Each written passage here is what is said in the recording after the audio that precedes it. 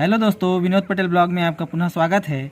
अभी हम CG TET exam 18 सितंबर 2022 वाले पेपर 1 की बात करें, उसका मॉडल आंसर देखते हैं क्या क्या आएगा, है ना। और जैसा भी बना है दोस्तों, अच्छा बना है ये सोच के रहिएगा। नेक्स्ट टाइम आप ट्राई करिएगा अगर अच्छा नहीं बना है तो चलिए देखते हैं फटाफट, अपना अपना मिला लेना कितना कितना आता है। दोस्तों पहला प्रश्न है, निम्नलिखित में से कौन सा सिद्धांत पुनर्बलन का सिद्धांत भी कहलाता है। तो इसका ऑप्शन होगा दोस्तों ए। ठीक है, जिसका जिसका ए है वो राइट लगा लेना। ठीक है, ए होगा। दूसरा जो है, यह कहा जाता है कि विकास कभी समाप्त न होने वाली प्रक्रिया है, इसे निम्नलिखित में से किसके द्वारा परिभाषित करती है। हाँ, तो विकास निरंतर चलते रहता है ना, निरंतर चलते रहता है, आपको पता ही होगा। ठीक है, और कोई डाउट रहेगा तो आप मेरे से पूछ सकते हैं बाद में। ठीक है, अगला है तीसरा क्वेश्चन, जिसमें दिया है निम्नलिखित में से कौन सा बौद्धिक विकास का तत्व नहीं है। तो ये सहनशीलता आ जाएगा, बौद्धिक सृजनात्मक, क्रिएटिविटी तो है ही है, चिंतन भी है, कल्पनाशीलता भी है, तो इसका सी ऑप्शन सही है दोस्तों। ठीक है, आगे आ गया चौथे क्वेश्चन में। तो हम देखते हैं एनी सुल्विन, जिन्होंने हेलन केलर के ट्यूटर के रूप में कार्य किया, किससे पीड़ित थी। तो वो दृष्टि हानि से पीड़ित थी, है ना, उनकी जो छात्र थी। अगला है, विकास के निम्नलिखित सिद्धांतों में कौन सा सिद्धांत गलत है।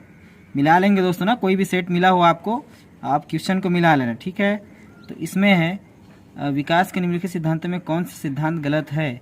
तो देखें तो इसका ऑप्शन बी सही हो जाएगा, विकास संयोग का परिणाम नहीं है। विकास तो भाई निरंतर चलने वाली प्रक्रिया है, संयोग से नहीं होता है। ठीक है, विद्रोह की भावना की प्रवृत्ति निम्नलिखित में से किस अवस्था से संबंधित है। ठीक है, इसमें आप जानते हैं विद्रोह किस में होता है, तो पूर्व की किशोरात्मक अवस्था में होता है। सी ऑप्शन सही है, मिला लेंगे। ठीक है, पियाजे के सिद्धांत की एक प्रक्रिया जो धारणाओं और अनुभवों के बीच पुराने और नए बीच में संतुलन बनाने की प्रक्रिया है, क्रिया को माना जाता है। तो इसका आएगा संतुलन। ठीक है, डी संतुलन। आगे है, विशेष शिक्षा सिद्धांत में शामिल है, तो इसमें क्या आएगा, विशेष शिक्षा में क्या आएगा, गैर भेदपूर्ण भावपूर्ण पहचान और मूल्यांकन। ठीक है, इसका ऑप्शन सी सही है दोस्तों। ठीक है, ये जो लड़का दूसरे का पेपर है ना मैं नहीं दिलाया हूँ, तो दूसरे में लगा दिया है। ठीक है, आगे है, विकास की किस अवधि को अत्यधिक दबाव और तनाव का काल कहा जाता है। तो ये है दोस्तों, सभी जानते हो किशोरावस्था को कहते हैं, तूफान का काल भी कहते हैं ना इसको जीवन का। तो ये वाला ऑप्शन ए सही है। ठीक है, ऑप्शन ए। आगे है दोस्तों 10वां प्रश्न, 1 से 6 वर्ष से बच्चों का दृष्टिकोण को स्वीकार नहीं कर पाता है, क्योंकि वह बहुत छोटा है, वह आत्मकेंद्रित है, क्योंकि वह बुद्धिमान नहीं है, क्योंकि वह कल्पनाशील नहीं है। इसका ऑप्शन है दोस्तों, उत्तर आएगा बी ऑप्शन। ठीक है, इसको देख लीजिएगा आपका किस में लगाए हो। ठीक है, आत्मकेंद्रित होता है बच्चा जो होता है। आगे है, मोटर विकास में व्यक्तिगत विभिन्नताएं होती है, फिर भी मोटर विकास का क्रम होता है। तो इसका होगा दोस्तों बी ऑप्शन सही होगा, सकल मोटर विकास और ठीक मोटर विकास। ठीक है, ये बी ऑप्शन सही है, याद रखेंगे, बी ऑप्शन मिला लेंगे। आगे दोस्तों 12वां नंबर का प्रश्न, इसमें दिया है पीयर रेटिंग से आप क्या समझते हैं। पीयर रेटिंग क्या है, तो ये दोस्तों एक मूल्यांकन करने का पद्धति है। ठीक है, मूल्यांकन का पद्धति है। ये ऑप्शन इसका सही है, अगर जिसने भी ये लगाया उसका सही है आंसर। किस प्रकार का मूल्यांकन विशेष आवश्यकता वाले बच्चों की पहचान करता है। दोस्तों ये पिछले एग्जाम में इंग्लिश में पूछा था इसको, है ना। ये ऑप्शन डी सही है आपका, है ना, ऑप्शन डी सही है एकदम, अगर डाले हैं तो। आगे है, दिव्या को 3 पेन दिखाए गए और वह अवलोकन करती है कि पेन ए पेन बी से लंबा है ना, और पेन बी सी से लंबा है। जब दिव्या ने अनुमान लगाया कि ए सी से लंबा पेन है, तो वह जीन पियाजे के संज्ञानात्मक विकास की कौन सी विशेषता को प्रदर्शित करती है। तो इसका है ऑप्शन बी है, संरक्षण कर रही है। क्या कर रही है, संरक्षण कर रही है। आगे है दोस्तों 15 नंबर का प्रश्न, जिसमें दिया है व्यक्तित्व के संदर्भ में कौन सा कथन गलत है। ठीक है, व्यक्तित्व के संदर्भ में कौन सा कथन गलत है। तो इसका ऑप्शन है दोस्तों डी ऑप्शन। ठीक है, व्यक्तित्व केवल बाह्य रूप तक सीमित होता है ना, गलत है ना, व्यक्तित्व पूरा अंदरूनी तक भी रहता है। ये जो गलत है उसको टिक लगाना था दोस्तों। ठीक है, अगला है 16 नंबर का प्रश्न, जिसमें निम्नलिखित में से किसने अधिगम का सिद्धांत प्रतिपादित नहीं किया। ये तीनों वैज्ञानिक के बारे में हम तो पढ़ते हैं, तीनों बाल वैज्ञानिक के बारे में बताया था, लेकिन इसका ऑप्शन हो जाएगा डी, सही उत्तर है BS ब्लूम। जिसने भी डी में टिक लगाया दोस्तों उसका सही है, ठीक है। और नहीं लगाया तो भी टेंशन मत लेना, और आपको मौका मिलेगा जिसमें आप अच्छा कर सकते हैं, ठीक है। आगे है दोस्तों 17 नंबर का प्रश्न, जिसमें लॉरेंस कोहेलबर्ग के अनुसार एक कार्य संपादित करना और कुछ करना क्योंकि दूसरे उसे स्वीकार करते हैं, नैतिकता।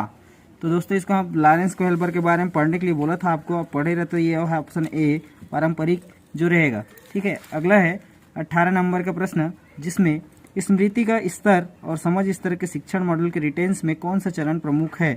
तो इसका आएगा दोस्तों प्रस्तुतिकरण, ठीक है। स्मृति स्तर ये इससे ठीक हो जाएगा प्रेजेंट टेंशन से, ठीक है। इसका उत्तर डी है। अगला है दोस्तों, एक कार्य के दौरान मनीषा स्वयं इस बारे में बात कर रही है कि वह किस प्रकार कार्य को आगे बढ़ा सकती है। भाषा और विचार पर लेव वोगस्टी के अनुसार इस प्रकार निजी भाषण का संकेत है दोस्तों स्वनियमन, ठीक है। जो स्वयं नियमता से होता है, आत्म केंद्रित नहीं होता है, मनोवैज्ञानिक नहीं होता, संज्ञानात्मक और परिपक्व नहीं होता है। अगला है दोस्तों पियाजे के अनुसार संज्ञानात्मक विकास की दूसरी अवस्था है। दोस्तों इसको मैंने बार बार बोला था आपको पढ़ने के लिए, ठीक है। पियाजे का प्रश्न आता ही है और इसके चारों मैंने जो है बोर्ड पे लिख के बताया था कि कौन कौन सा होता है। तो इसका हो जाएगा दोस्तों पूर्व संक्रियात्मक काल, ठीक है। ये पहला होता है, ये चौथा होता है और ये तीसरा होता है और ये होता है दूसरा, ठीक है। ऐसे क्रम अनुसार इसको पूछा ही जाता है हर टेट एग्जाम में। इसमें अगर आपका गलत है नेक्स्ट टाइम के लिए आप इसे याद रखेंगे, ठीक है। नेक्स्ट टाइम के लिए आप इसे याद रखेंगे क्योंकि ये IMP है, इसमें से क्वेश्चन पूछा ही जाता है, ठीक है। आगे है दोस्तों क्वेश्चन नंबर 21, शिक्षा का अधिकार 2009 के अनुसार विशेष आवश्यकता वाले बच्चों को पढ़ाना चाहिए। क्या पढ़ाना चाहिए? तो ये है विशेषज्ञता वाले बच्चों को क्या पढ़ाना चाहिए, तो उनकी व्यक्तिगत आवश्यकताओं को पूरा करने के प्रावधानों के समय से शिक्षा का व्यवस्था। ऑप्शन सी सही होगा दोस्तों, ठीक है। मिला लेना जिसका भी सही है ना। आगे है क्वेश्चन नंबर 22, नैतिक विकास को परिभाषित करने वाले मनोवैज्ञानिक हैं पाउलाओ, मैकडोनाल्ड, पियाजे। दोस्तों इसमें मैं अब देखते हैं व्यापम क्या लेता है, लेकिन मेरे अनुसार पियाजे आएगा, नहीं तो इसमें से एक और है ना लॉरेंस कोहेलबर्ग, ठीक है। लॉरेंस कोहेल वो भी एक नैतिक विकास वाला है, ठीक है। कौन सा आएगा देखते हैं अब, ठीक है। लेकिन संभवतः पियाजे को आएगा, ठीक है। लेकिन इन्होंने ज़्यादा फोकस किया था नैतिक विकास पे। आगे है विशेष कठिनाइयों और मानसिक स्वास्थ्य के मुद्दों पर विशिष्ट क्षमताओं के शारीरिक विकास के विद्यार्थियों की पद्धति अभ्यास करने वर्णन किस शब्द का प्रयोग किया जाता है। तो विशेष शिक्षा या समावेशी शिक्षा, दोनों में से एक आएगा। ये तो नहीं आएगा, ये भी नहीं आएगा, ठीक है दोस्तों। विशेष शिक्षा को मान लिया जाए, ठीक है। 24 नंबर का प्रश्न है, निम्नलिखित में से कौन एक बच्चे के सामाजिक विकास को प्रभावित करने वाले व्यक्तिगत कारक नहीं है। तो साथी समूह, ठीक है। साथी समूह नहीं है, तो किसी प्रकार का उसको नुकसान नहीं पहुंचाते हैं। आगे है विकास का अर्थ क्या है। विकास का अर्थ आप अच्छे से पढ़ोगे तो पूरा दोस्तों बहुत अच्छा क्वेश्चन पेपर आया है 2022 का, है ना। अच्छे से पढ़े होंगे तो पता होगा आपको। परिपक्वता और अनुभव के परिणाम स्वरूप परिवर्तनों की श्रृंखला है, ठीक है, विकास। अगला है दोस्तों 2 से 8 वर्ष की आयु के बच्चों के लिए विकास के पैटर्न में मोटर, सामाजिक, भावनात्मक, संवेगात्मक के साथ शामिल है। तो इसमें भाषाई कौशल या भाषाई क्षमता या कौशल, सी ऑप्शन एकदम राइट है जो भी लगाए होंगे। अगला है दोस्तों 28वां नंबर का प्रश्न, बच्चा भौतिक और सामाजिक वास्तविकता की अवधारणाओं को निर्माण करना प्रारंभ कर देता है। यह विशेषता है, ठीक है, ये विशेषता है बौद्धिक विशेषता, ठीक है। सामाजिक और भौतिक से कर लेता है तो वो भौतिक विशेषता कहलाता है, ठीक है। आगे है दोस्तों 29वां नंबर का प्रश्न, जिसमें आप देख सकते हैं कि विशेष शिक्षा न केवल विकलांग छात्रों के लिए शामिल है बल्कि इसमें प्रतिभाशाली, इसमें आपको स्पेशल बोर्ड में पढ़ाया था दोस्तों, है ना, कि प्रतिभाशाली विशेष जो आवश्यकता वाले बच्चे हैं उनके बारे में बताया कि 9 नंबर का इस अध्याय से आने वाला है। इसलिए दोस्तों इसको अच्छे से पढ़ना बोला भी था। अब जो पढ़े होंगे उनका अच्छा बना ही होगा, ठीक है। अगला है दोस्तों लास्ट अंतिम, संविधान, भारतीय संविधान में 6 से 14 वर्ष आयु वर्ग के बच्चों के लिए निःशुल्क और अनिवार्य शिक्षा अधिकार को शामिल किए गए। दोस्तों ये जो दिया है 2009 शिक्षा का अधिकार, इसमें से 2 से 3 प्रश्न आते ही है ना। आप इस एग्ज़ाम में नहीं बना होगा तो नहीं बना होगा, लेकिन नेक्स्ट एग्ज़ाम में आप अच्छे से बनाइएगा, क्योंकि और अब आपको मौका मिलेगा, ठीक है। और दोस्तों आगामी जो शिक्षक भर्ती है, आगामी शिक्षक भर्ती के लिए आप इस चैनल से जुड़े रहिए, है ना। चैनल को सब्सक्राइब करिए, लाइक करिए, शेयर करिए, जिससे कि आपको जो नई अपडेट जानकारी है वो मिलता रहेगा, ठीक है। शिक्षक भर्ती होने वाली है, अब आपको पता है, तो उसकी तैयारी के लिए आप इस चैनल से जुड़े रहिएगा।